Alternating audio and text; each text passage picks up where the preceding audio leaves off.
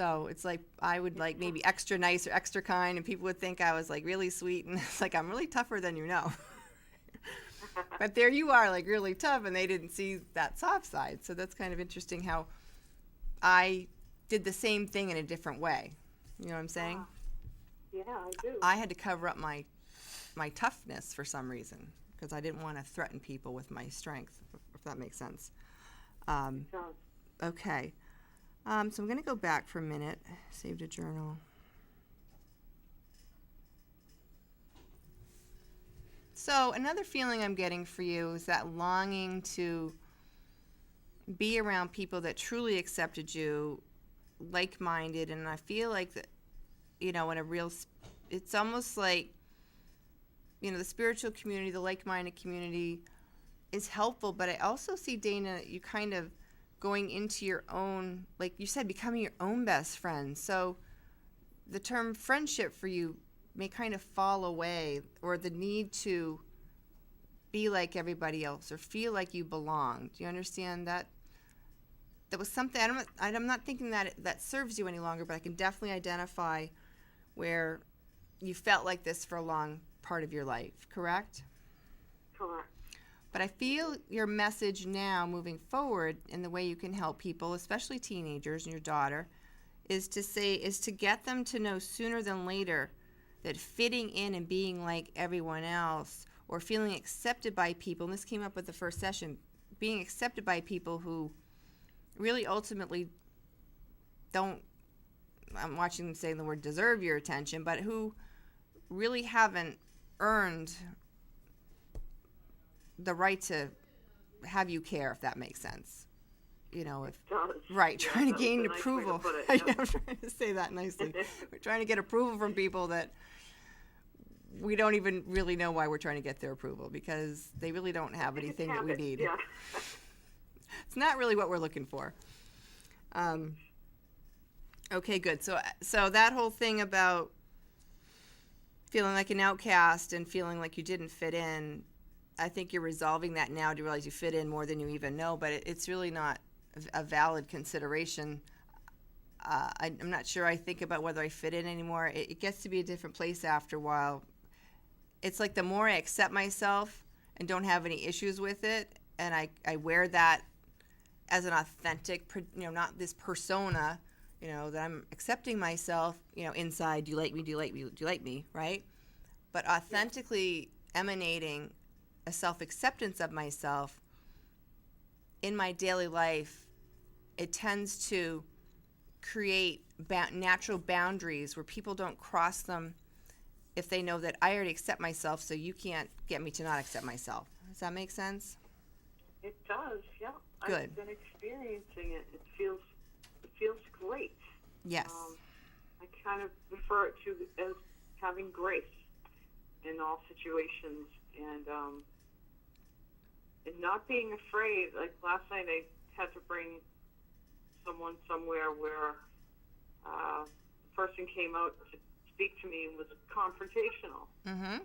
And I'm not afraid. I got out of my car and was very kind and compassionate and expressed what was going on, and the person immediately backed off and went away. Perfect. And Perfect. yeah. Yes. Congratulations. Thank you. That's huge.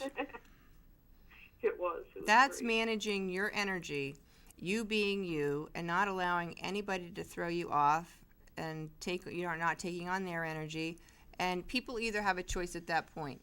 They either can rise up to your energy, or they will leave and go play somewhere else. A few try to attack, but when they realize they can't get anywhere, no go, doesn't stick, then you haven't changed yourself to make it easier for the other person to be nasty or rude or whatever. You're still gracious. You're still who you are. And when you do that, it's like a mirror for them to see, ooh, I'm not being very nice, right? Right. And you do it in a nice way so that, there's no need for retaliation. Right. And it is with unconditional love, I think, that when you're able to see other people Yes. in their light, no matter what they're doing or acting like. That's exactly right. I think it helpful, yeah. Yes, you apply compassion, understanding. I used to call myself an empath. I no longer do that. I no longer take on other people's feelings and try to feel their pain. Remember, like, oh, I feel your pain. Remember that whole saying? I feel your pain. I don't feel people's pain anymore, but it allows me to help them more because I can stay in a higher vibration and see what their pain is and help them that way. It's much more effective than me sinking down to wanting to have, whatever cry or agreement or whatever. If everything is energy and if I stay in a high energy, I'm going to tend to stay, my intuition's going to stay intact so I can keep getting information on what's really going to help the situation. But once you drop your energy down to defensiveness or get angry back at somebody, you've lost. So, and you're feeding them energy. You're doing something counterproductive. I don't think most people realize that. They think that anger and vengeance is strong, and it's not. It's weak. It's as weak as the energy that's being projected. Right? So it's fantastic that you're learning this transcendence, if you will, and the ability to maintain your own energy vibration. And as you do that, your day is just going to be more magical, everything will flow to you because you're going to be in the vibration of receiving wonderful things. You see? I do. So it's great. I totally get that. Thank you. Okay. Welcome. So I definitely want to, because we're going with things that you can write about, and we're going to stay with Dana a little bit later today, just probably about another 7 minutes, because this is a longer section. I probably want to continue this next week, Dana. I probably want to coach with you another couple weeks, if that's okay. So. Oh, I would love to. Thank you. You're welcome. Because I just want to make sure that you got this information about writing an article. If you want to write this down, I feel like one of your messages is going to help people, whether it's in a book or an article. And I think next week I'll really have the time to help you format a self-help article. Like I said, I've been published in several magazines and on the internet and lots of places. So I know how to write self-help articles that get published. So the idea that came through for you on this last piece that you read back to me was writing something to remind people, again, doesn't necessarily have an age limit, remind people that who they are as a person is more than enough. That something about, like, letting people know, like, it's almost like I'm getting a title on it, like, just kind of seeing, like, in a nutshell, but in the nutshell, like, what mask are you wearing, or who are you today? You know what I'm saying? Something where you're calling attention to the fact that people feel like they have to be someone other than themselves to survive. I mean, I work with a few people that are so bullyish, not using a judgment label, but you see them in action. They're critical. They're telling everybody they're doing everything wrong. And what I realized, because I do what I do, and I have a little bit of a gift here with this, is I had this information. It's like, well, that person does that because they feel like if they're not like that, somebody's going to call them. It's almost like they have to act extra, I want to say nasty, or they just have to act extra mean.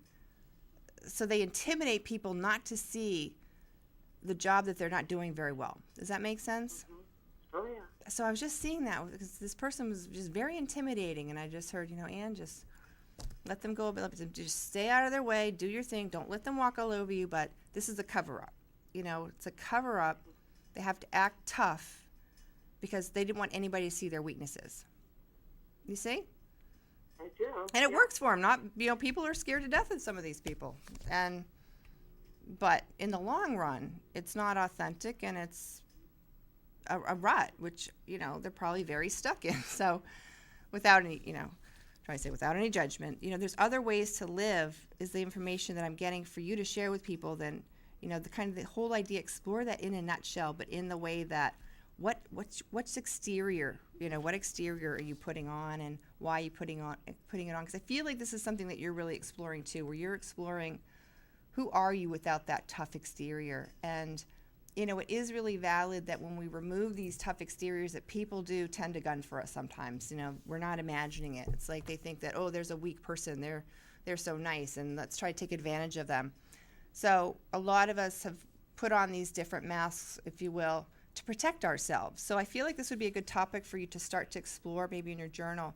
Consider starting to write about creating your authentic self in the world and creating a safe space, and just exploring that topic. How's that sound? It sounds great. It sounds like something I've actually thought of, and Good. Accepting the self. Yeah. Loving it, even with all its little flaws. When you were speaking about not casting judgment and everything, there's something came up for me. I just want to share it quickly. There's so much judgment around.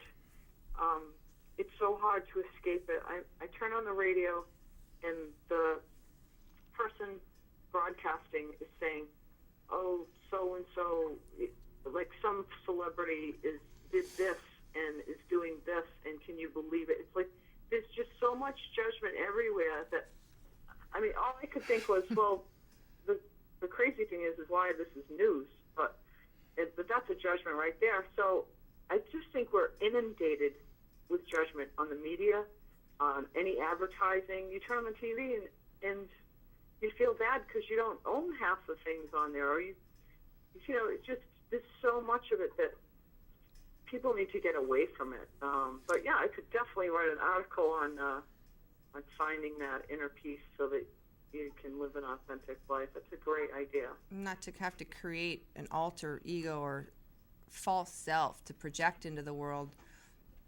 It's just I'm honored to bring this up for you, Dana, because it's just kind of mind-blowing as the information's coming to me to realize how very few people actually walk around feeling comfortable enough to be themselves without feeling that they're going to be attacked or just, and what a different world it would be if everybody could just be themselves and be accepted for who they are without people trying to take advantage and when it comes to judgment, I want to mention the difference between, like you're saying on TV and saying, well, that person, blah, blah, blah, is wrong with them.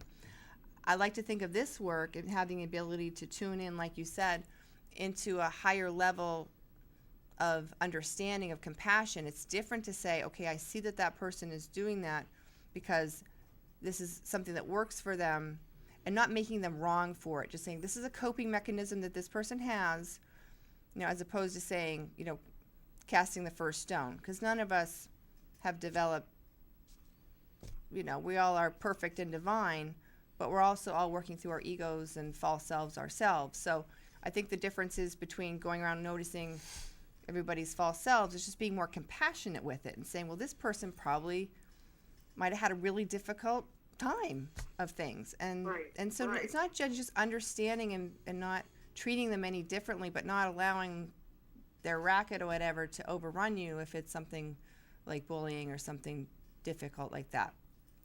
Right? So that's a good clarification to make. We're not all going, oh, that person's so terrible. It's not like that at all. It's just like everybody has wounds, and everybody's created different ways of coping with these wounds and living in the world, and God bless us all. Seriously. Right? Okay, good. Well, we're just about a quarter, so I want to see where we are. Okay, so next week I want to start in, maybe just a couple more minutes. Let's work through this one more here. If you're comfortable with this, I'll read one more sentence, and then I want you to answer that, and we'll just get a little bit of a feel for this, and then we'll continue on next week. So I'll say, did you receive the message as a child that children were seen and not heard? Did you feel inferior in communicating and expressing your feelings?